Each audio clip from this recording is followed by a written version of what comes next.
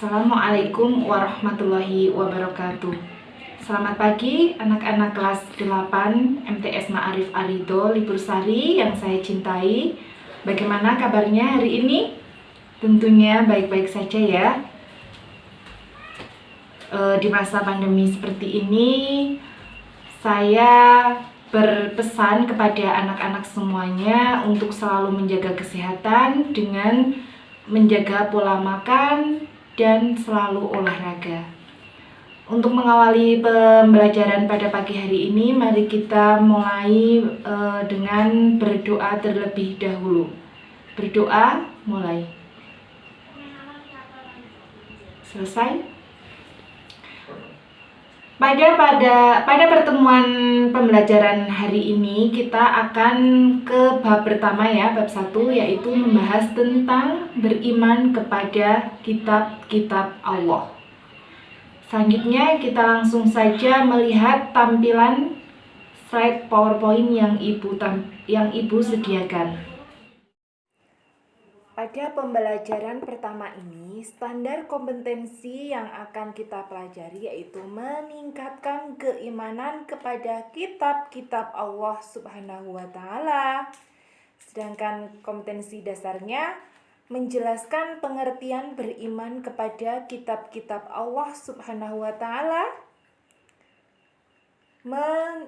menunjukkan bukti atau kebenaran adanya kitab-kitab Allah Subhanahu wa Ta'ala, menjelaskan macam-macam fungsi dan isi kitab Allah Subhanahu wa Ta'ala, menampilkan perilaku yang mencerminkan beriman kepada kitab Allah Subhanahu wa Ta'ala.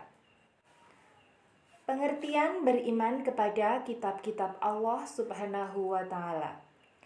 Iman artinya percaya atau meyakini. Sedangkan iman kepada kitab Allah artinya mempercayai dengan sepenuh hati bahwa Allah Subhanahu wa Ta'ala menurunkan kitab-kitabnya kepada para nabi dan rasul sebagai pedoman hidup manusia. Adapun dalil yang menjelaskan tentang iman kepada kitab-kitab Allah dituangkan dalam firman Allah Subhanahu wa Ta'ala dalam Quran surah An-Nisa ayat 136 yang artinya, wahai orang-orang yang beriman, tetaplah beriman kepada Allah dan Rasul-Nya dan kepada kitab yang diturunkan kepada Rasul-Nya serta kitab yang diturunkan sebelumnya. Barang siapa yang ingkar kepada Allah, malaikat-malaikatnya, kitab-kitabnya, rasul-rasulnya, dan hari kemudian, maka sesungguhnya orang itu telah sesat sejauh-jauhnya. Quran Surah An-Nisa 136. Adapun maksud dan tujuan diturunkannya kitab-kitab serta isinya, yaitu yang pertama, diturunkannya kitab-kitab suci itu adalah agar semata-mata manusia beribadah hanya kepada Allah tanpa menyekutukan dengan siapapun atau apapun, dan agar dijadikan sebagai pedoman hidup, the way of life bagi manusia. Berisi tentang berita kebenaran, peraturan, perintah dan larangan dari Allah Subhanahu wa Ta'ala serta kisah-kisah teladan. Allah Subhanahu wa Ta'ala tidak hanya menurunkan kitab-kitab suci, akan tetapi juga menurunkan beberapa suhuf.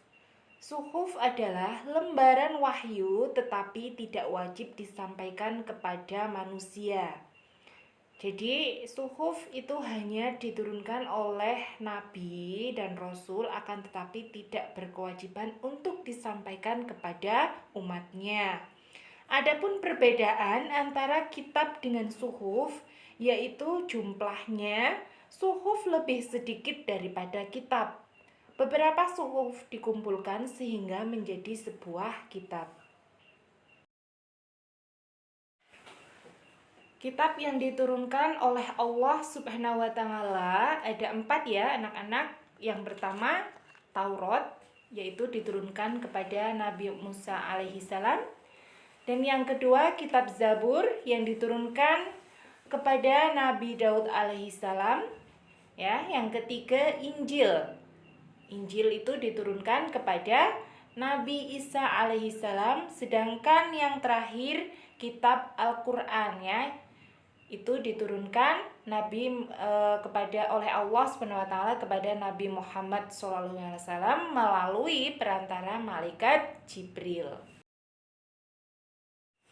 Antara kitab-kitab Allah dengan suhuf itu ada memiliki persamaan dan perbedaan nih anak-anak.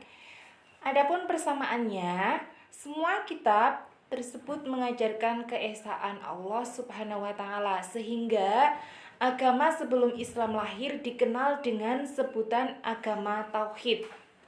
Adapun perbedaannya, pada sifatnya kitab sebelum Al-Qur'an bersifat lokal dan ajarannya sederhana. Jadi ruang lingkupnya terbatas. Sedangkan kitab Al-Qur'an itu bersifat universal, maksudnya menyeluruh. Di dalam Al-Qur'an terdapat ajaran, ya, tata cara beribadah, tata cara hubungan bagaimana berhubungan dengan Allah, dengan sesama manusia, hablum minallah hablum minanas. Dan ada juga Al-Qur'an itu berisi asifak, disebut asifak sebagai obat. Juga ada berisi sejarah ya, kisah-kisah terdahulu, nabi-nabi terdahulu yang bisa kita petik hikmahnya. Ada lagi misalnya kita bisa mengambil pelajarannya. Contohnya surat Al-Luqman ya. Nah, itu misalnya, atau kisah-kisah terdahulu ada Ashabul Kahfi. Nah, jadi Al-Qur'an itu lebih luas, lebih universal dan abadi sepanjang zaman. Dia lebih luas ajarannya daripada kitab-kitab yang sebelum diturunkan Al-Qur'an. Demikian pemaparan materi dari Ibu untuk pertemuan awal hari ini ya. Semoga apa yang kita pelajari dari awal hingga akhir dapat bermanfaat bagi kita semua dan kita dapat mengambil hikmahnya ya. Selain hikmahnya, kita juga dapat memahami lebih mendalam apa itu kitab-kitab Allah ya, kemudian suhuf, perbedaannya, dan perbedaan antara kitab yang dahulu dan kitab Al-Qur'an. Kitab dahulu kitab Taurat, Injil, dan Zabur. Jadi kita dapat memahami, dapat mengambil hikmah ya, hikmah diturunkannya kitab-kitab yang terdahulu dan hikmah diturunkannya Al-Qur'an. Sebelum pembelajaran pada hari ini kita tutup, mari kita ya bersama-sama membaca hamdalah. Alhamdulillahirabbil alamin. Demikian saya akhiri. Wassalamualaikum warahmatullahi wabarakatuh.